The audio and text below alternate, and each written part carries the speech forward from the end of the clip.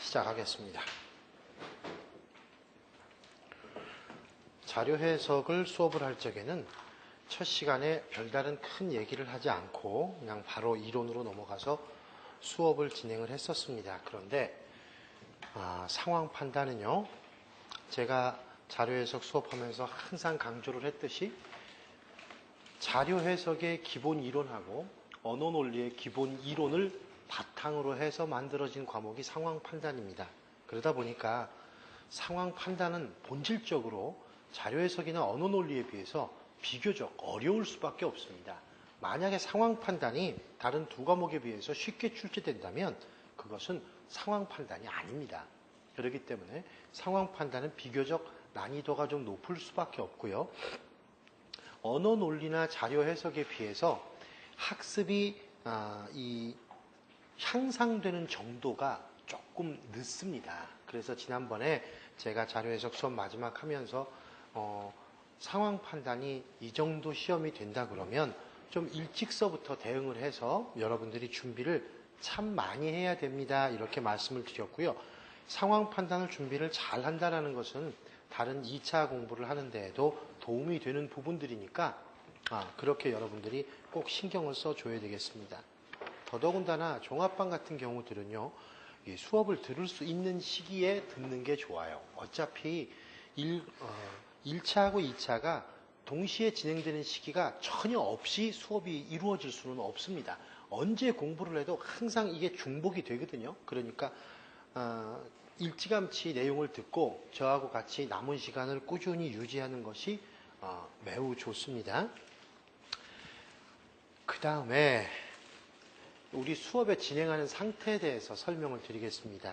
저희 수업은 지금 여러분한테 행시 상황 판단 문제 해설만 나가 있을 겁니다.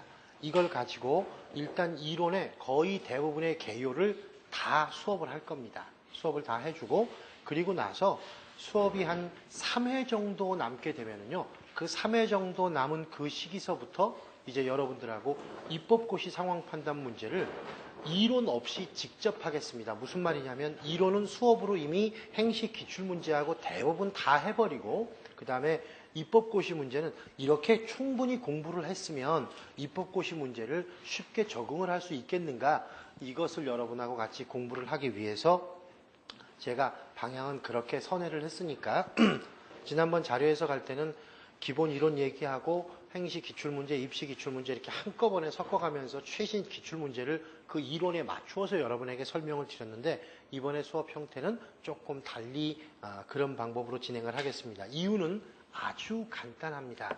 이유가 뭐냐면요, 입법고시 문제가 행외시 문제보다 한 2배가 어렵습니다. 상당히 까다로워서 초반부서부터 입법고시 문제를 기본 이론 뒤에다가 바로 넣고 수업을 해버리면 질려버릴 것 같아요. 다행히 우리 이 1편의 내용의 분석 같은 경우는 기본적으로 상황 판단 전체 내용 중에서 제일 쉬운 내용입니다. 그러다 보니까 여기에서는 큰 문제가 없는데 이제 조건의 분석서부터 들어가가지고 수적 추리까지 넘어가 버리게 되면 감당을 못할 정도로 어려워요. 그러니까 설명을 들어서 못 알아듣는 정도는 아닙니다. 하지만 여러분들이 지력이 충분한 사람들이기 때문에 그런 느낌이 들죠. 내가 알아는 듣는데 저거 시험장 가서 내가 풀 수 있을까? 이런 생각이 듭니다. 상황 판단은 시험장에 가서 내가 풀 수 있을까라는 의심이 들어버리면 자신감이 떨어지게 되는 거고요. 자신감이 떨어지게 되면 답이 안 나옵니다. 상황 판단 문제를 푸는데 가장 중요한 첫 번째 요소다 그러면은요, 문제에 대한 인식입니다. 문제에 대한 인식이라는 게 뭐냐면 제가 앞으로 상황 판단 문제를 유형에 따라서 분류해가면서 수업을 할 거예요. 왜냐하면 자료 해석하고 언어 논리를 공부하면서 어느 정도 기본기는 여러분들이 갖추셨을 겁니다. 더군다나 언어 논리는 아직 공부를 안 하셨지만 수업은 뭐 진행은 안 됐습니다만은 언어 논리의 기본적인 이론들은 수능의 그 언어 영역하고 그렇게 많은 차이가 나질 않습니다. 다행히 우리 시험이. 그러다 보니까 그 부분에 대한 이해도가 상당히 높아요. 그러니까 그 부분은 제가 따로 감안을 하지 않더라도 자료 해석적인 부분은 이미 수업을 하고 앉아 계신 분들이 상당히 많고, 그 다음에 그 위에다가 상황 판단을 공부하는 거니까 사실상 상황 판단은 기본 이론이라고 하는 것이 별로 없습니다. 말로 하자면은 한 1회분 정도의 분량으로 제가 말로 쫙 한 3, 4시간 설명을 하면 끝날 정도가 됩니다. 그래서 작년에도 시험을 보기 직전에는 여러분들이 이렇게 모아놓고 전체적인 개요를 한 2회 정도에 전부 다 몰아가지고 한꺼번에 얘기한 적이 있었고요. 문제는 첫 번째 이제 여기 나와 있는 문제에 대한 인식입니다. 문제에 대한 인식은 방금 제가 이제 사족을 달아서 설명을 했듯이 이게 어떤 유형의 문제인가, 파트가 어느 파트의 문제인가, 그래서 내가 어떤 유형의 문제이니까 얘입니다. 오늘 첫날부터 나오는 얘기인데 스타팅 포인트를 어떻게 잡을 것인가. 첫째, 규칙을 제대로 숙지해가면서 읽을 것인지, 수적인 움직임에 주목을 해서 생각을 할 것인지, 아니면 실험 전체 결과를 인식을 할 것인지, 아니면 조문 하나 내용을 전부 다 밑줄을 그어가면서 생각을 할 것인지, 바로 그러한 스타팅 포인트를 잡는 문제 인식이 제일 중요합니다. 이 문제 인식이 되면 그 문제는 자료 해석 같은 경우라 그러면 한 60% 정도 풀어집니다. 나머지는 이제 수 속에 숨겨져 있는 내용 때문에 한 30%, 그리고 산수하는 과정에서 또 한 10% 정도, 이 정도 영향을 미칩니다. 하지만 상황 판단은요, 그거보다 더 고급스러운 개념이기 때문에 스타팅 포인트를 인식하는 게 한 30% 정도밖에는 문제를 몰라요. 문제는 뭐냐면요, 문제를 인식하는 것 중에서도요, 좀 이따 제가 설명을 하겠습니다만, 추론적 분석이라든지 기본적인 조문의 분석이라든지 이렇게 소위 여러분들이 많이 익숙해져 있는 문장 구조로 되어 있는 문제들은 스타팅 포인트를 딱 인식을 하는 순간 한 70%는 풀어지게 됩니다. 그런데 이제 오늘 후반부나 아니면 내일서부터 진행이 될 조건의 분석이라든지 게임 쪽으로 의사결정론이라든지 이해 쪽으로 이렇게 살짝 넘어가게 되면 시험 문제가 굉장히 까다롭고 스타팅 포인트뿐만이 아니라 어널리시스 코어 해가지고 분석의 코어라는 것이 있습니다. 출제자는요, 가운데다가 이 문제가 풀어지기 어렵게끔 방어벽을 하나를 딱 쳐놓거든요. 그 방어벽을 여러분들이 제끼고 문제의 의도를 찾아내는 장면이 바로 이 분석의 코어를 이해하는 장면입니다. 따라서 분석의 코어까지 접근을 하게 되면 시험 문제는 한 80% 정도 풀어진 셈이 됩니다. 그 이후에 이제 나머지는 여러분들이 가지고 있는 사고 구조의 논리적 타당성이라든가 아니면은 수적 추리를 통해서 답을 내버리는 거기 때문에 문제를 인식하면서 이런 것들이 어디에 어떻게 있을 것이다라고 상상을 하는 것이 상황 판단에서 제일 중요한 문제입니다.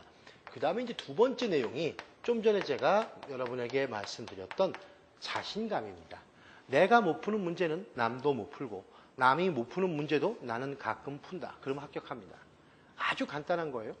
남들이 맞을 수 있는 문제들은 내가 다 맞아주고 남들이 못 푸는 문제 몇 개만 더 풀면 됩니다.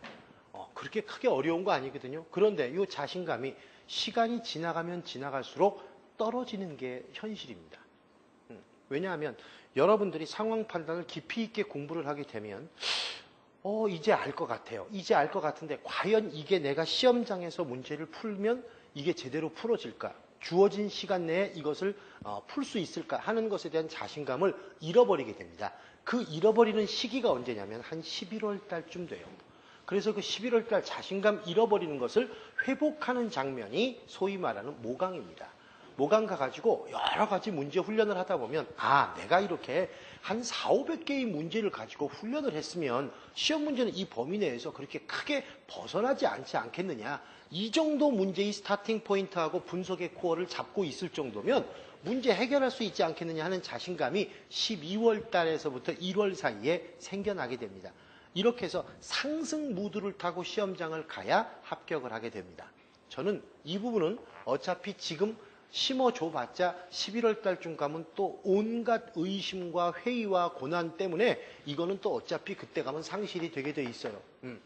이 지구상에서 가장 남의 말 듣기를 좋아하는 사람들이 고시생들입니다.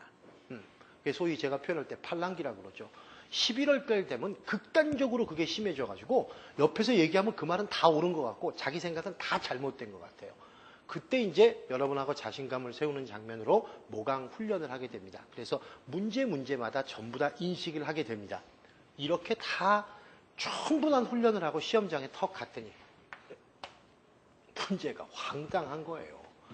사실상 근본 그 행외시 시험 문제는요, 문제 자체의 내용을 가지고 판단을 한다 그러면 한 75점 정도는 그냥 맞을 수 있는 시험입니다.